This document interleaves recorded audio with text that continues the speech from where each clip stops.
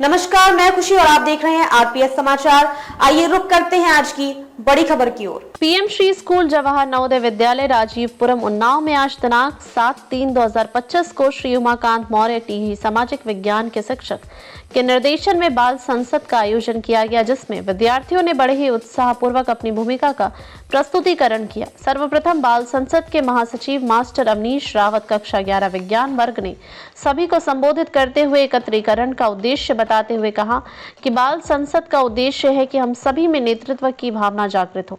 बाल संसद की अध्यक्षता कक्षा 11 विज्ञान वर्ग की बालिका सुश्री अनन्या सिंह ने करते हुए सभी को लोकतंत्र प्रणाली के मुख्य आधारों स्वतंत्रता, समानता और भ्रातृत्व भावनाओं की धारणा स्पष्ट की। अनंतर शपथ ग्रहण समारोह संपन्न हुआ, जिसमें लोकसभा सदस्यों के रूप में सुश्री श्रेया कुशवाहा, मास्टर अविनाश यादव आदि ने शपथ ग्रहण किया। इसके बाद रतन टाटा को श्रद्धांजलि अर्पित की गई। सभी ने गहरा शोक प्रकट करते हुए कुछ क्षणों के लिए मौन रखा। नए मंत्रियों का परिचय। प्रधानमंत्री धर्मेंद्र सिंह ने अपनी मंत्रिमंडल के नए सदस्यों का परिचय कराया। पहला, मास्टर अंदाज भारी उद्योग मंत्री सुश्री श्री गुप्ता, पर्यटन राज्य मंत्री। प्रश्नकाल। इसके उपरांत प्रश्नकाल प्रारंभ हुआ। महासचिव मास्टर अवनीश ने प्रश्नकाल के आरंभ करने की सूचना दी। विपक्ष के अध्यक्ष प्रश्न 1 मास्टर आशीष कुमार ने कोरोना महामारी की समस्या उठाई और सरकार द्वारा उठाए गए कदमों और प्रयास के लिए प्रश्न उठाया। उत्तर में स्वास्थ्य मंत्री सुश्री वर्तिका चौरसिया ने कोरोना की गंभीरता को संज्ञान में लेते हुए सरकार द्वारा उठाए गए कदमों पर चर्चा की और बताया कि सरकार इसे गंभीरता से ले रही है और हर संभव प्रयास किए जा रहे हैं। इससे अंतर्गत मनोदर्पण, ई संजीवनी और आयुष्मान भारत योजना आदि का जिक्र किया। अध्यक्ष प्रश्न 2 सुश्री अच्युता ने शिक्षा मंत्री से प्रश्न करते हुए नई शिक्षा नीति और विद्यालय में डिजिटल शिक्षा के लिए सरकार द्वारा उठाए गए कदमों के बारे में पूछा। उत्तर में शिक्षा मंत्री मास्टर प्रज्वल सिंह डिजिटल शिक्षा के संदर्भ में और स्मार्ट क्लास के संदर्भ में सरकार द्वारा किए गए प्रयासों की सूची पेश की और योजना से अवगत कराया, जिस पर विपक्ष ने शोरगुल किया और स्पीकर ने सभी को शांति बनाए रखने की अपील की।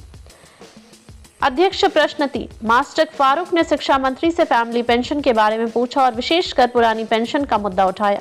उत्तर से असंतुष्ट विपक्ष ने जोरदार हंगामा किया।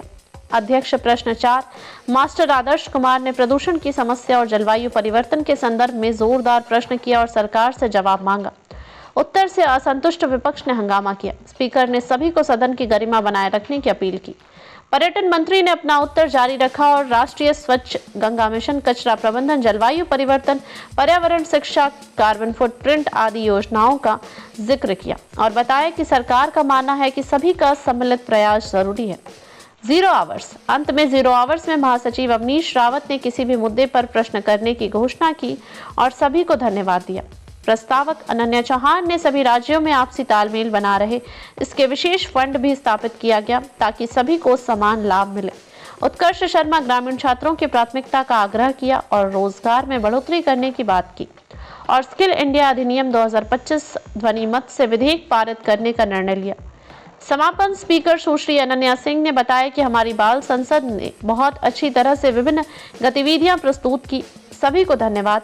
धन्यवाद ज्ञापन महासचिव मास्टर अवनीश रावत ने अंत में धन्यवाद ज्ञापन किया और इसके उपरांत विद्यालय के प्राचार्य महोदय आदरणीय प्रतिमा पुरी जी ने बच्चों द्वारा प्रस्तुत की गई बाल संसद की सराहना करते हुए कहा कि अभूतपूर्व सफलता और उत्कृष्ट प्रदर्शन रहा है। बच्चों का साथ ही सभी को धन्यवाद दिया, बच्चों का उत्साहवर्धन किया। अंत में धन्यवाद ज्ञापन के लिए उप प्राचार्य महोदय आदरणीय रोहित सिंह राठौर ने कार्यक्रम की सराहना करते हुए सभी को धन्यवाद दिया।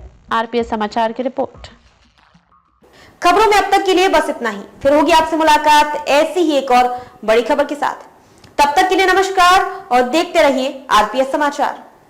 ऐसे ही लेटेस्ट अपडेट्स के लिए हमारे चैनल आरपीएस समाचार को सब्सक्राइब करें और तुरंत नोटिफिकेशन पाने के लिए बेल आइकन प्रेस करना ना भूलें। अगर आपको हमारी खबर पसंद आई हो तो इसे ज्यादा से ज्यादा लोगों तक जरूर पहुंचाएं।